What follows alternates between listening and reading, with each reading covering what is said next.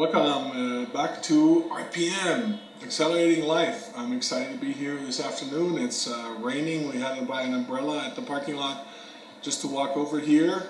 I'm sure many of you are experiencing the same issues. Fortunately, it's not a big storm here in Makati, and so I'm feeling blessed. The rain is good for the fresh air, and I can actually breathe. And I'm really feeling really blessed right now. And of course, we also want to welcome all our avid listeners this afternoon. I apologize. Marlene knows your name by heart, and yet for me, I still have to maybe create a list for them, right? Especially for moments like this when Marlene is not around. What do you think about that, Bjorn? Sounds good. Sounds good. Yeah, but we have to say hello to Alain here, who's with us.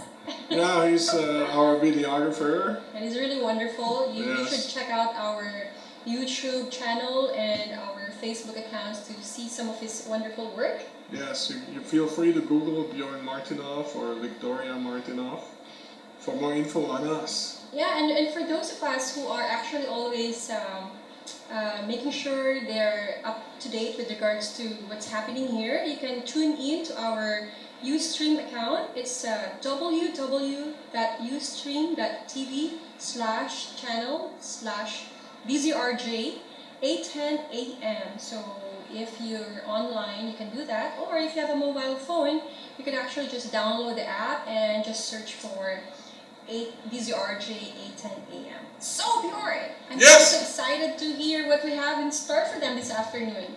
Yeah, we have a wonderful discussion today about what makes people successful. If you remember, I wrote this book with a funny title. It's called Develop Exponential Power, right? And what inspired me to write this book was I've been a lifelong searcher for my own confidence and power. And Searcher, yeah, like a seeker in a way, right? And I've been on this search, right, for this power my whole life. And there's been a great adventure, and I discovered many things. And in the research for this book, I discovered some amazing insights. I'd love to share with our listeners. Yeah, I would love to hear about that, Bjorn. For those of you who have been listening from our show last Saturday, we started to dig into that deeper, right? When we had our wonderful friend Dawn here, and we started to talk about integrity. Yes. But for today, Bjorn, is there a particular power beingness that we're going to be focusing on?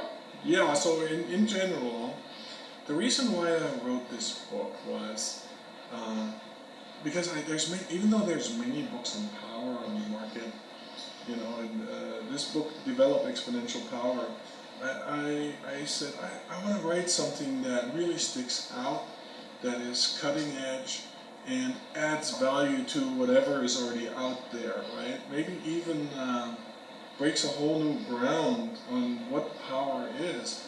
And in my research, I discovered that many of these books that are written about power, they're really not about power at all. That was kind of first interesting to me, and then became almost frightening, because what I discovered kind of left me sleepless. What I discovered in some of these books didn't feel that powerful. It felt it had a negative energy to it, and I think that's why many people are confused about what power really is. Yeah, so these topics in these books, they were like about deception, how to trick people, how to outmaneuver people, how to cheat your opponents, right? And none of that left me feeling really good about this research I did on power.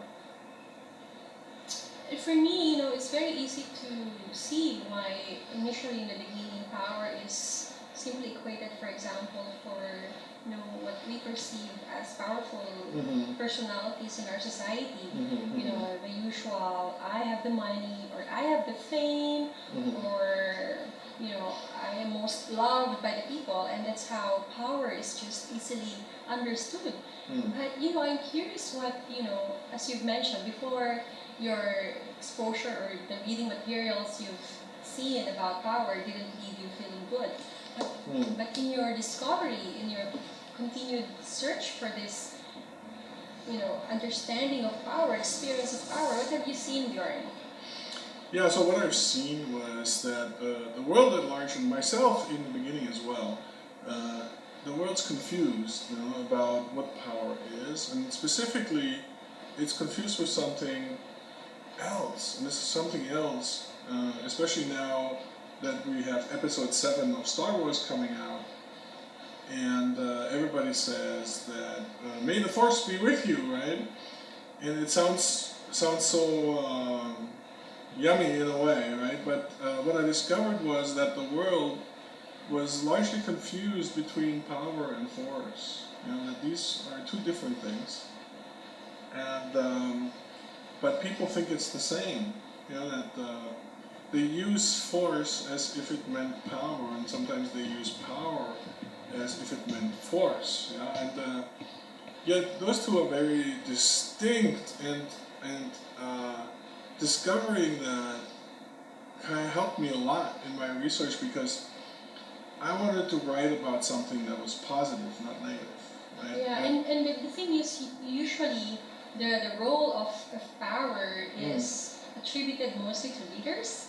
So, if you're someone, for example, who never relate to oneself as a leader, you'll go like, power, it's not in my world.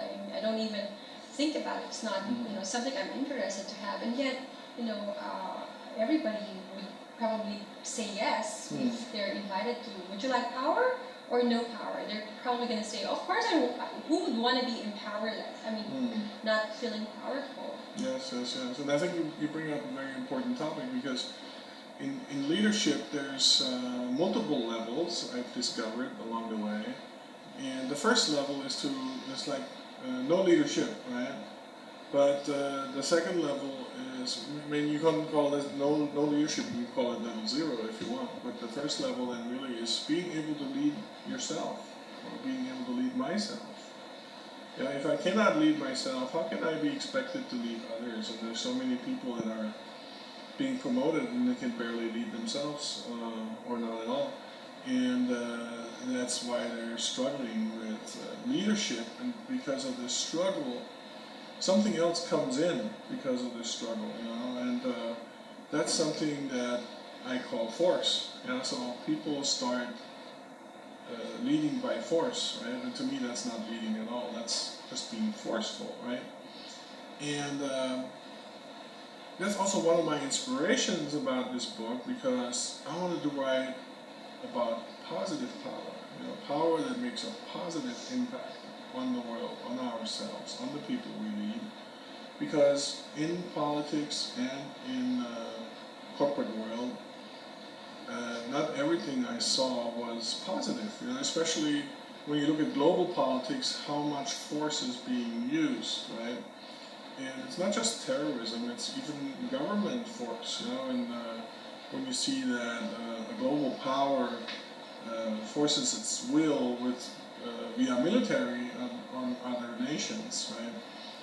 To me, that's not powerful. That's forceful, and to me, force is always below real power. Real power is higher because it actually doesn't necessitate force. And to me, the difference between the two came up when I asked someone, how do you feel when someone forces you? How do you feel about that? Of course, people don't feel good about that, and when they're being forced, right? I said, are you going to do a good job when someone forces you? Of course not. I'll probably just do the minimum requirement. And I said, are you going to wake up in the morning all excited when somebody forces you and to do something and be all lively all day and excited and inspired to do this thing they're forcing you to do? And of course people say no. They're not inspired. Their energy does not go up. It actually goes down. And in this discovery, I noticed that, okay, so when we use force, the energy goes down. Maybe if I force myself or someone else, energy goes down. But so then, if with force energy goes down, I ask myself, so what then happens with power? What's the difference here? And then I came to the conclusion it must be the opposite, and which I then later proved. Yeah, it's the opposite, meaning when true power is at work, then the energy goes up. Yeah, it doesn't go down like with force, and that became the distinguishing factor between the two. Yeah, and I saw that with force the energy went down. You know, people became less alive, while with true power people became more alive. Now, it's very easy to see that in extremes. In extreme force, when you have murder and war, right, the energy goes down so far that people even lose their life, right? In lesser amounts of force, you know, in war, it's very easy to see people lose lives, right? In murder, people lose their lives. But even when you have a boss that you work with who's very forceful, manipulative, and maybe cheating you, right? Then you may not feel very good about that, or even get physically ill, right? It has also has not just an emotional impact, but also a physical impact when that force is, the negativity of that force becomes strong enough. Picture any time when you have a question. I can go on talking forever now. So on the other side, there was this thing called power, right? And so now we saw that in power, the energy actually goes up, right? So my inspiration goes up, my aliveness goes up. So we're actually bringing life to a situation using power. Yeah? So in force, energy goes down, aliveness goes down. With true power, aliveness goes up, power goes up. Energy goes up. And however, it still wasn't clear yet what that power was, right, at that point. And so, so integrity sometimes can be a word that people don't fully understand, but it can bring a lot of power to you. For example, if your integrity to me means that you do what you said you would do. So, for example, you say you're going to be on time at work, and then you're not, and then you feel guilty for not being on time. Then you may feel your energy go down, right, because of that guilty feeling. So that actually reduces your energy if there's no integrity. However, when there is integrity, then there's no such thing as a reduction of energy, and because many people are not in integrity, your energy may be much higher than those whose integrity is not in place. When I listen to you, Bjorn, it's very, very difficult not to also remember how people are curious about how executive coaching works and how executive coaching leaves, for example, the client or the person receiving coaching feeling powerful or feeling that their energy goes up. And it's very interesting that it all happens inside conversations. If you think about it, right? Like, where's the best experience of one experiencing energy? And a lot of people are probably going to say, oh, when I eat a chocolate bar, or when I go watch the movie, or maybe when they go swimming, or go, for their favorite activity of the day. It could be painting, it could be whatever. And the thing is, sometimes when you're already feeling good, then, or maybe the feeling of stress is not that strong, it's not like a chronic persistent thing, then those activities probably could help a lot. However, if it is really something, an issue that really pulls you down, the normal behavior or thought that goes to a person is either deny it, or maybe sleep it over, not even think about it, or ignore it for a really, really long time until it just becomes so persistent that it becomes a major problem all of a sudden. It's like for that particular situation, eating the chocolate bar or going to a movie doesn't work anymore. And for situations like that, and it probably sounds like it's like a medicine or a remedy, but the thing is, there really are situations wherein this, behavior or activity that provide that energy fixed right away. Yeah. Doesn't become that energy fix that you need anymore. But when you look at stress is really just a fancy name for fear. You have very modern names for fear like stress and anxiety, anxiousness. Those are fancy names for fear, and we try to go against that fear by making us feel better, right? And it's not necessarily working like chocolate or food, or maybe it's sex, right? That we use to bring us back to those physical ways that have an impact on us emotionally. And on the short term, on smaller things, that may be okay. But if we overuse it, if we overuse the chocolate, if we really overuse the food, that negativity that will manifest in different ways, like maybe gaining weight or losing health slowly. That negativity gets stored up, and it will have an impact on you in the future. If you don't know how to properly handle stress, there's of course many different ways. And when you're in an environment that causes you stress, anxiety, or fear in a prolonged way, that can definitely have a big impact on your fear. Now, I'm not saying you should be avoiding fear all the time. Many times that's how we grow. But it should be a choice, right? If we become who we surround ourselves with, and if we surround ourselves with negative people, then we also tend to become more negative, right? Empowering way would be to surround ourselves with positive people, and we also become more positive, right? Now, that doesn't mean we should avoid fear, because many times, but it's a good amount of fear, where we can call our fears adventures, for example. Maybe you've never traveled beyond your city, or maybe another province, or you've never traveled on an airplane. Most of you probably have, and it's not an issue, but for somebody who never has, that may be way outside their comfort zone. Or whatever it is that's outside your comfort zone, but will support you and your growth, and that will take courage, because courage is the antidote to fear, and courage is one of the chapters in my book. So we, as human beings, we grow by practicing courage, and many things in life are designed for us to practice this courage. It's kind of like a muscle we build. It's like going to the gym. It's not like a switch. It's not like a switch you turn on courage and now you have courage.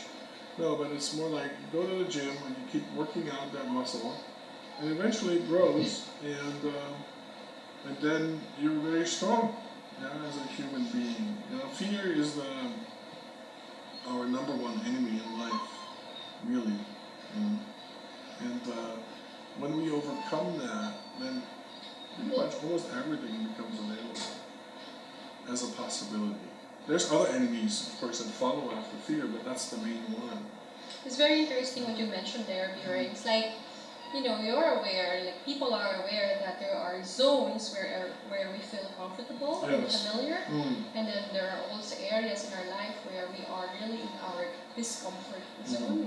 We're not comfortable there, and at the same time, it's actually in those zones, the uncomfortable zones, where we also start to experience that we are getting stronger, or an acknowledgement that I am stronger now as compared to probably a situation they encountered in the past where they really felt like there was, a sense of no confidence, or, probably even feeling insecure about something.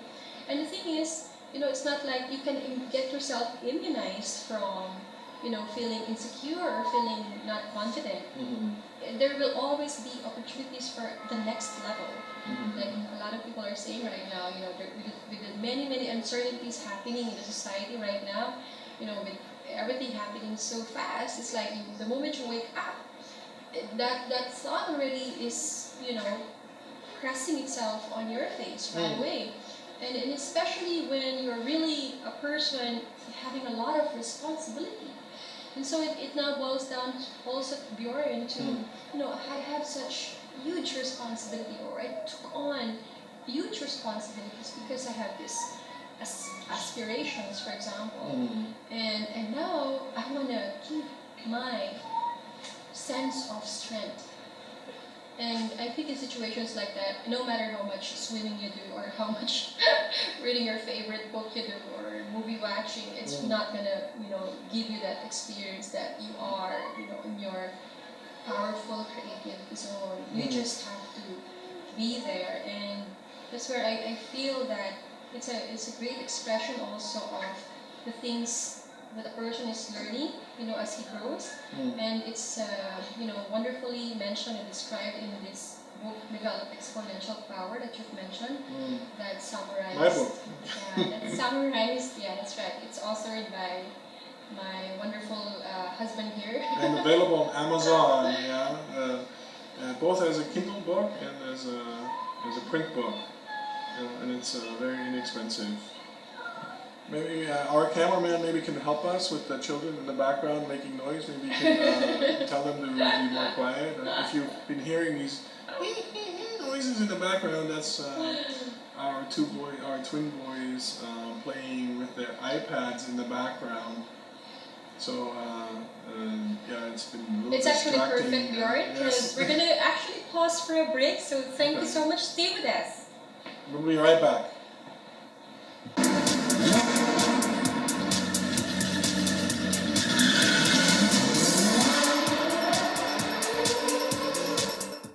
All right, we're back, and we were talking about how we increase our power in our conversations, coaching, executive coaching, right?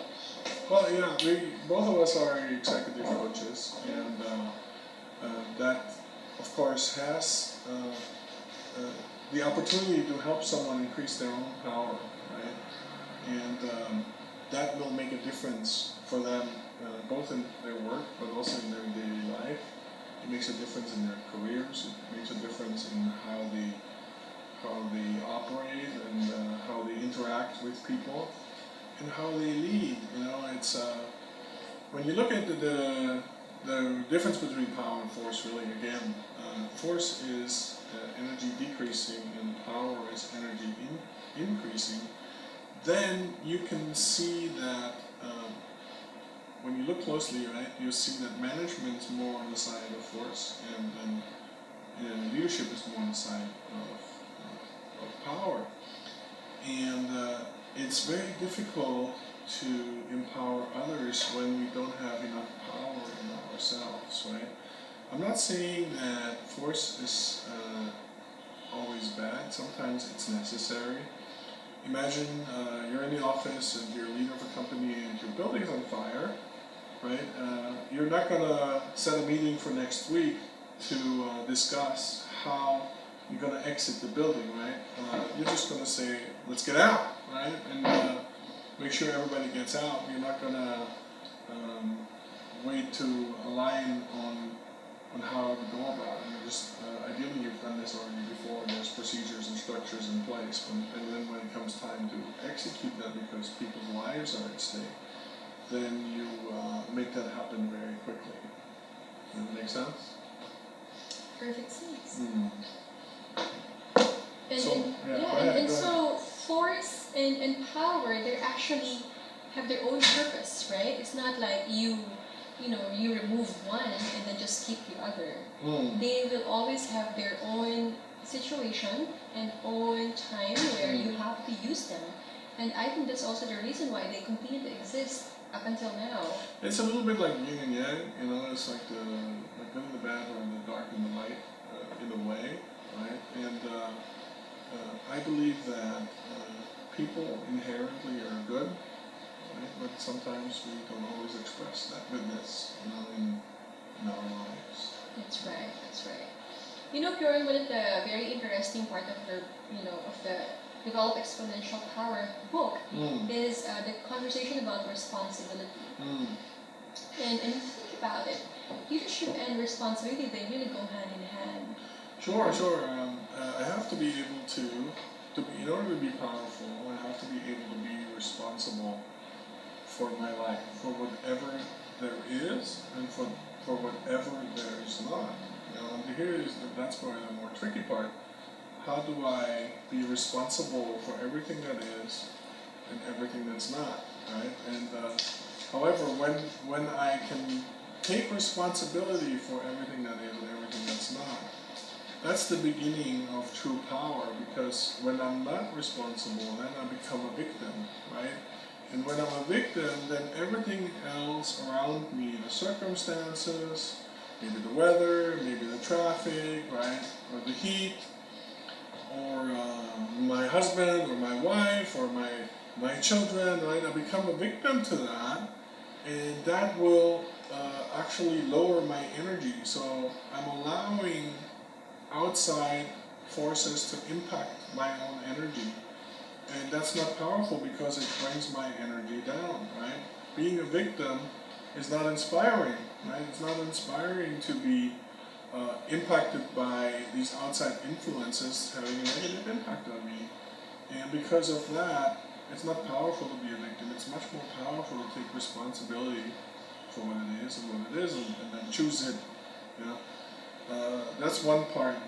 You look like you want to say something. Yeah, I just Okay. want to read an excerpt from your book. You already mentioned here, you can actually be responsible for, take note, everything in your life, even if there are many things in your life that you never consciously chose. By assuming responsibility, like for example your parents, right? Or probably the economic status where you are born in. By assuming responsibility for the entirety of your life, you take that and return to yourself the power that circumstances would otherwise have in determining your happiness and fulfillment. It's like, I'm not happy today, and why? Because it's raining. So it's all of a sudden it's like, okay, the happiness in your heart is determined by the weather. So whenever you take responsibility for something, blame disappears and power emerges. As it turns out, both blaming and taking responsibility are habits. They are habits, guys. We have to remember that. Blaming is the habit of victims, while taking responsibility is a habit of winners. That's right, and it kind of disappears on us, and we have to kind of like notice it. That's the first step, right? It's like, oh, I'm blaming, right? Or, oh, am I being a victim here? And then ask yourself the question and check. Am I really being a victim here? And if you are, even if you can justify, I'm a victim to this other person because they did something wrong or did something bad. If it brings my energy down, then I'm allowing this other person to impact who I am right now and how I show up in my life, right? And if my power goes down, that means I have less energy available to do the things I really want to do. For example, yesterday I was walking with my two kids down the sidewalk, and this guy comes out of the parking garage and sits there blocking the sidewalk, right? And so as soon as we approach the car and we want to go around the car, he starts taking off and almost runs us over, right? So at that moment, it was not very powerful. I allowed that incident to lower my energy, right? And I became upset, right? So when you're upset, that doesn't necessarily create a productive energy, you know?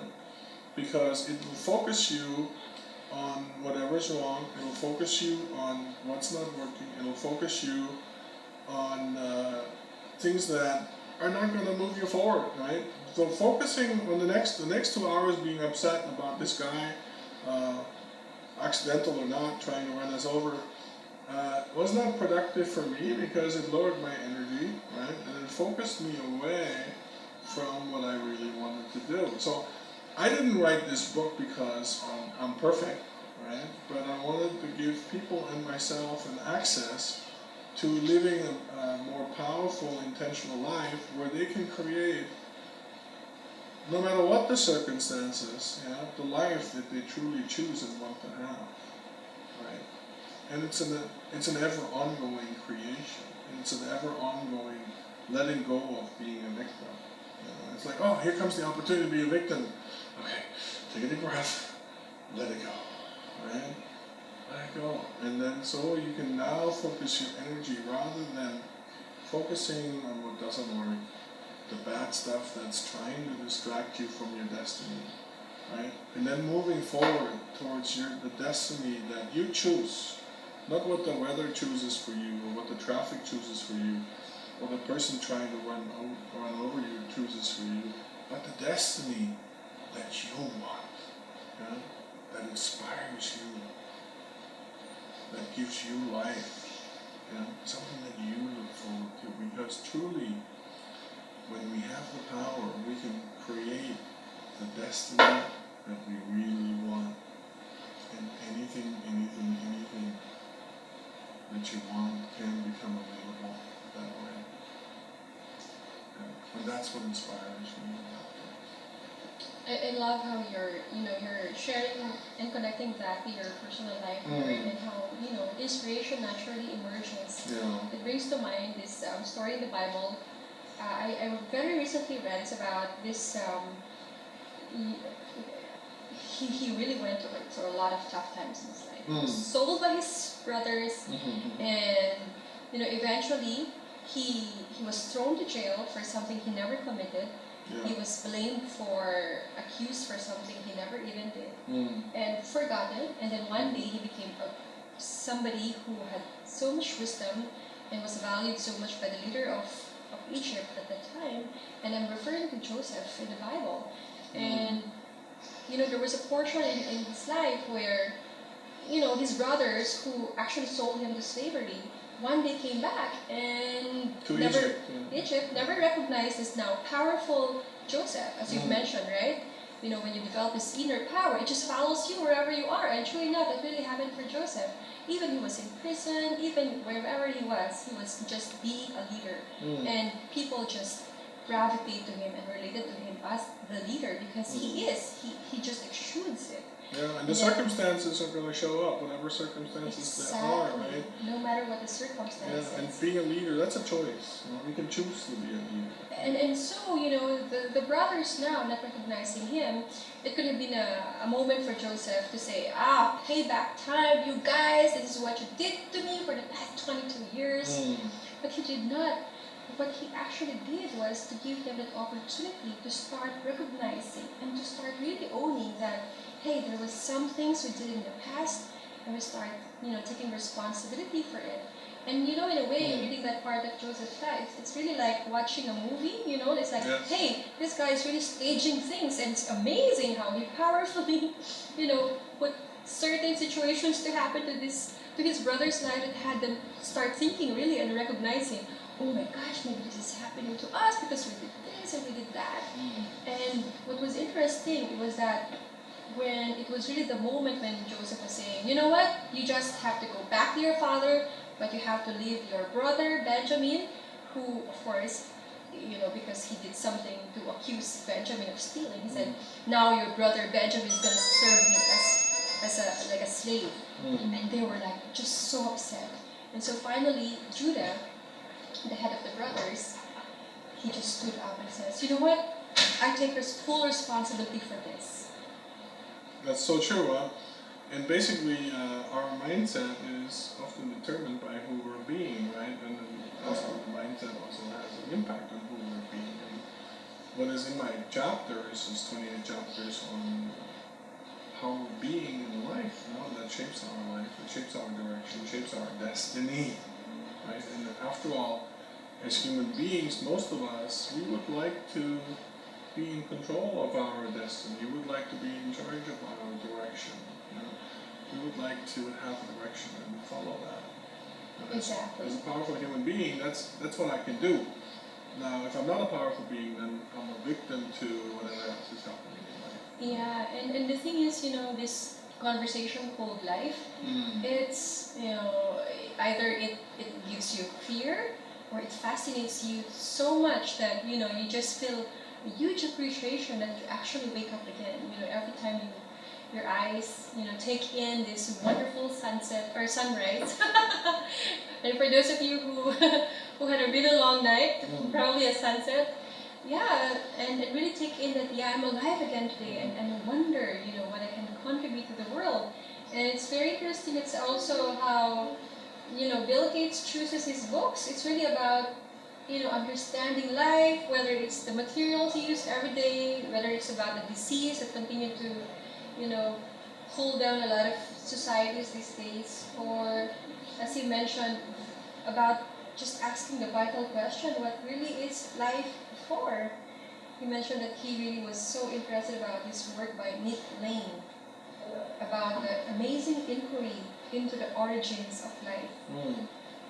Very, very practical, right, Yuri? I think at the end, what are you seeing there? What are you hearing there? For me, origins of life could be evolution, it could be Genesis, right? Yeah, for me, what does it mean to you? If a person does not have an answer to why he has or she has life, then everything that the doing or the how to get there is not as important. The why question is so important. My sense of, I'm not sure about, I don't think we've ever talked about this, but my sense of why we're here on this planet is really to learn to be powerful, even in the face of our fears. It's really to grow ourselves as human beings. And becoming powerful is really a first step, because it's overcoming that first enemy, which is fear. There's three more enemies after that, but the strongest one is always fear, right? And that particular enemy, fear, most people will not overcome that in their entire lifetime. They will be controlled by fear, they will be directed by fear, they will be influenced by fear, and they will be held back by fear. And that is unfortunate, because you cannot be a master of your destiny when your fear controls you. It's not possible. It's really everywhere. Like, I just got a text message from a very dear friend, and her question is, she just gave birth, 2 days ago. Yes. And her question to me is, Vicky, is the newborn screening really important? And really, I can feel the fear of the mother, whether to say yes or to say no, right? And if you trust your doctors, you're just gonna say yes to it because they know better than you. But what if you actually sense something else? Like, what if the answer to the question could be a no for you, right? Like, you feel it's not really something that it's something you want to do right now for your baby, and yet at the back of your mind, it's something that you're gonna say, I don't want to blame myself later on if for example, in that screening, something else is seen that I have not seen today. I'm not really an expert at newborn screening, to be honest with you, so I don't know what that means or how to comment about it. Yeah, and the answer to that is very, very difficult. But if you just want to rely on your doctors, of course you're just going to say yes to it, because it basically tells you, we're going to just count this and then count that, and then let you know that it's perfect, it's good. Personally, I like to inform myself about maybe some medical procedures, or recommendations.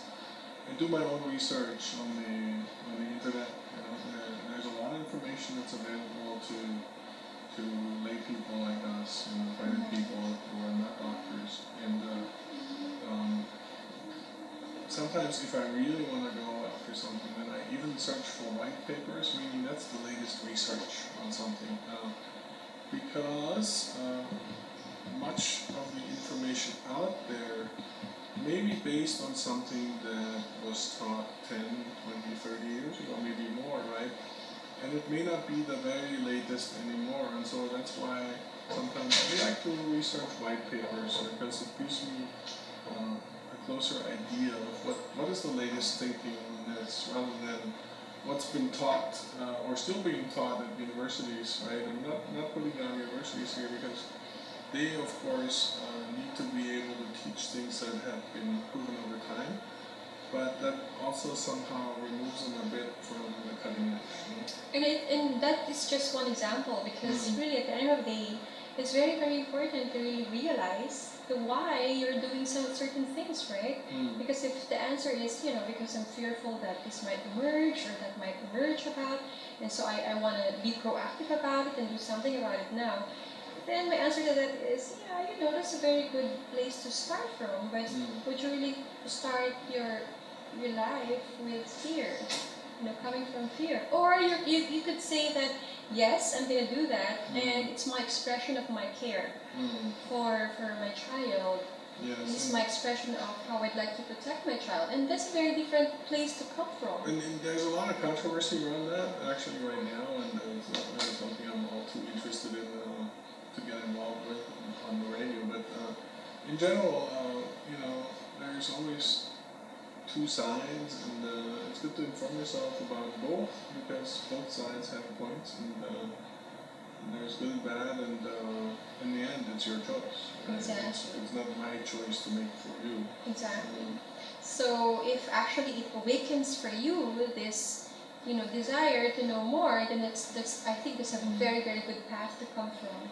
Because at the end of the day, the comfortable path is always to just rely on the experts, right? Yeah, don't just assume that people know everything. I had a health condition myself. Earlier this year, I went to 6 doctors for, none of them could help me, but I'm on the mailing list of a doctor who's on the cutting edge in California, and he said something very important, and that actually gave me the hint, right? And that helped me resolve my situation within 3 days. Since that kind of reinforces what I've been saying. Do your own research. Think for yourself. Don't just rely on what the experts are saying, because maybe they're experts, but maybe their knowledge is cutting edge maybe 10 years, 20 years, Yeah, 30 years and ago. after informing yourself, then arrive at your own answer. Yeah, you have to make, in the end, you gotta be responsible for your own decisions. Now we go down to that one again, right, Yes, Björn? yes. You've gotta be responsible. You got to for it. be, right? Yeah, because otherwise it's gonna be a blame game. Like I remember as a young mom, our twins who are now behind us, they were diagnosed with pneumonia. But the thing is, one only was diagnosed with pneumonia. So imagine, as a mom, you breastfeed them, right? And sometimes you breastfeed them together. And, sometimes you don't know how sanitized, each, of the feeding nipples could be, right? Excuse the word, but I can think of any other word besides that. So I decided that, since one is pneumonia and the other has none, might as well give the bottle to the other one who probably does not have, and then just continue to breastfeed the one who has the pneumonia, according to the doctor, because it needs more help, right? Needs it more, yeah. And then, to my surprise, after 2-3 days, to be told at the end that, oh, by the way, they have both. Both has pneumonia. I'm like, what? And then of course to realize that you want to be angry, you have to be angry with yourself, because if you want to blame your doctor for making a wrong, forgetting, not even that, it's like what was written is not exactly what you said. But then at the end of the day, I took responsibility that I did not read what was written in the report. And this whole conversation about responsibility, it's very, very interesting. As we've focused today, our conversation will develop exponential power, and we did mention, taking responsibility and taking courage. Yeah, courage is very important, especially as Mrs. McCarty said. We're facing fears, we're facing anxieties, we're facing stress, some stressful situations in our life. And it's when we can come up with courage, right, that we can actually find ways out of that situation. But if we just give in, we're not able to generate that courage, then it becomes very difficult. For example, you have maybe a conflict, and then it's not resolving itself in a way. You don't want to say anything, and your culture tells you not to say anything, right? And just pretend to be nice. nice and forgiving, and but nothing gets resolved, right? But courage will actually help you resolve the situation. Now, when there's conflict, sometimes we're also angry, right? But anger is not an empowering emotion; it's a disempowering emotion. So it's that anger, I feel, is, it easily gets awakened. And for some people, they can just let it go as fast as it was awakened. Yes. But other people, I take my hat off to those. no, they get I'm still provoked. practicing. It becomes like an ongoing thing. Like at the moment they see the person, Yes. it becomes a really, an experience that just, it's like takes them over, right? I think for those who want to let go of anger, I think Manila traffic is a great gym, right? It's like a great workout, to let go of anger. Okay, take a deep breath, keep going, right? And then something else happens, and okay, let go of anger. Here I am, take a deep breath, and that's what I really admire about so many people living here in Manila, because this is really very specific to Manila, because outside of Manila, people drive very differently. And here you have the nicest people on earth, which are the Filipinos, and they're driving like that out of probably, how do you call that, desperation, because so many people need to they survive by driving in this traffic all day long, like taxi drivers and other utility vehicles, right? And that, of course, has an impact on everybody else as well. I do agree with that, Bjorn. There was only one moment, this month too, that it happened to me where I became very, very upset because people became very, very, uncontrollable. It was very chaotic. And I realized I only experienced it for that moment, and yet these guys, they experience it every single day, every single moment of their lives. Every few minutes they experience it. And they probably 50s and their 60s already, and they're still doing the exact same, driving along that area. I can't blame them. Afterwards, when I realized that, I just, my anger just disappeared. Yeah, that's what you did. It was I call it empathy in my book. There's a chapter on it. It's when you place yourself in someone else's shoes, then you can start to begin to understand where they're coming from, what are their circumstances, why might they be acting the way they're acting, why might they be feeling the way they're feeling, why might they be thinking the way they're thinking. Empathy does that, but it's a very rare trait, this thing called empathy. Yeah, especially when you yourself doesn't feel personally, that sense of well-being. Either it's because of lack of sleep, or something is aching, or something else is dragging you down. Yeah, it's very hard to empathize with somebody else. Exactly. That's why it's so important to, even when you're not aware, for example, about your level of aliveness for the work for that day, you just bring it in. You have to generate it. Otherwise, the slightest thing can really get you angry right away. Whether it's the traffic, whether it's the pool of mud while you're walking down the street and then the car passes you by. This sense of well-being and this sense of peace, and as mentioned by Miss Mercado, you gotta nurture this sense of warmth and intimacy. Because when you don't have that, the topic that's so close to our hearts is really, the conversation about developing your own inner power. And Bjorn, would you like to? It's kind of like an advocacy for us. And that's also what inspires me about the Philippines. And I think that's how I see myself serving the country and its people. And because there's so much wonderfulness here. When my first 2 years in the Philippines, I was back and forth between here and the U.S. and I actually noticed that I was homesick for the Philippines. The friendliness of the people and the joy and the happy, friendly faces that would say hello. Because living in Los Angeles, where I lived before, it's not like that. You don't say hello to anybody on the street because people are afraid you're going to mug them, you're going to rob them or something, and they look at you very weird when you do that. But so when I went back to the U.S. every so often, I would go for walks in the park, kind of like as an exercise in the morning. And there was this one Filipino that would always say, "I wanted to see you in the morning." and I'd say good morning. And it was the best smile. And it really helped me in those times when I got so homesick for Manila. Alright, so wherever you are, and we really again thank you. This is Vicky Martinoff. And Bjorn Martinoff. Speaking for Marlene Crab. Please join us again for next Saturday for RPM Revolutions per minute. Yes, and stay tuned for Equal Justice. Thank you. Coming up next.